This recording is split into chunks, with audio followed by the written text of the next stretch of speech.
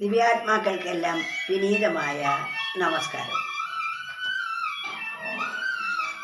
നമ്മുടെ മനസ്സിൽ എന്തെങ്കിലും വസ്തുക്കൾ സംഭരിക്കുമ്പോഴേക്കും അതിൽ അഹന്ത തലപൊക്കും. എന്നേക്കാൾ മികച്ചതായി ആരുമില്ല, എനിക്കാണ് ശരിയായ അറിവ് ലഭിച്ചിരിക്കുന്നത്, അത്രയും അറിവ് മറ്റാർക്കുമില്ല എന്നിത്യാദി ദേഹാഭിമാനം വളരുന്നു. ആ അറിവിനാണ്, ആ ദേഹ അഭിമാനത്തിനാണ് മതം എന്ന് പറയുന്നത്. മതം എന്ന് പറഞ്ഞാൽ എനിക്ക് സമനായി ആരുമില്ല, എനിക്ക് തുല്യനായി ആരുമില്ല, എന്നേക്കാൾ കഴിവുള്ളവർ വേറെ ആരുമില്ല, എനിക്ക് നല്ല കഴിവുണ്ട്, ഈ തോന്നൽ. അതാണ് മതമെന്ന പിശാചികതൻ കരമിന്നറിയാതെ മുറുക്കി വരിഞ്ഞിവരെ അറിവാം അസിയാലരിയേണമതിൻ നൊളിവീശുക വേദവിലാസിനി നീ. ഒരു കവി പറയുകയാണ്, മതമെന്ന പിശാചിക നമ്മെ വരിഞ്ഞ് മുറുക്കിയത് കൊണ്ട് മറ്റുള്ളവരുടെ നന്മ കാണാനുള്ള കണ്ണ്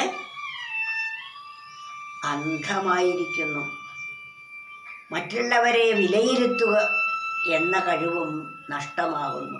അതാണ് മതം വന്ന് പിടിപെട്ടാലുണ്ടാവുന്നത്. മതമെന്ന പിശാചികതൻ കരമിന്നറിയാതെ മുറുക്കി വരിഞ്ഞു. മതമെന്ന പിശാചിന്റെ കരങ്ങൾ നമ്മെ മുറുക്കി വരിഞ്ഞിരിക്കുന്നു.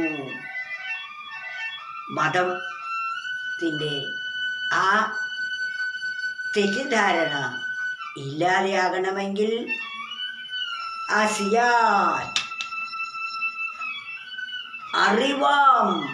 അറിവാകുന്ന വാളിനാൽ, അസി എന്നാൽ വാള്, അറിവാം അസിയാലരിയേണമതിൻ നൊളിവീശുക വേദവിലാസിനി നീ. വേദമാതാവേ, അവിടുന്ന് അറിവിൻ്റെ കടലേ, അവിടുന്ന് അറിവാകുന്ന അസി കൊണ്ട് മതത്തെ അരിഞ്ഞ് വീഴ്ത്തി എന്നെ രക്ഷിക്കണമേ. അതിന് ആത്മജ്ഞാനമാകുന്ന വാള് നേടണം. ആത്മജ്ഞാനമാകുന്ന വാളുകൊണ്ട് വേണം മതമാകുന്ന വൻവൃക്ഷത്തെ അരിഞ്ഞു വീഴ്ത്താൻ.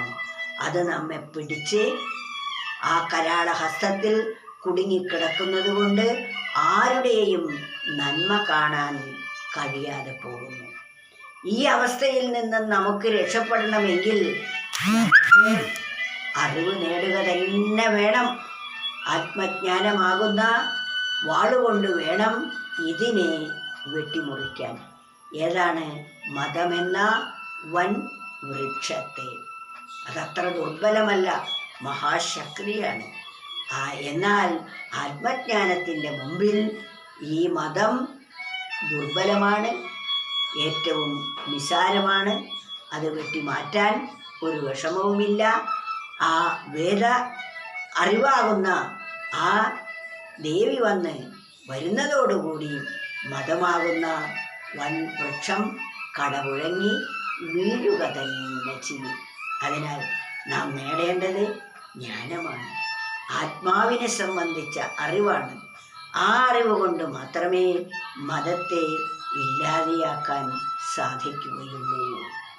മതമെന്ന പിശാചികതൻ കരമിന്നറിയാതെ മുറുക്കി വരിഞ്ഞിവരെ അറിവാം അസിയാലരിയേണമതിൻ നൊളിവീശുക വേദവിലാസിനി നീ.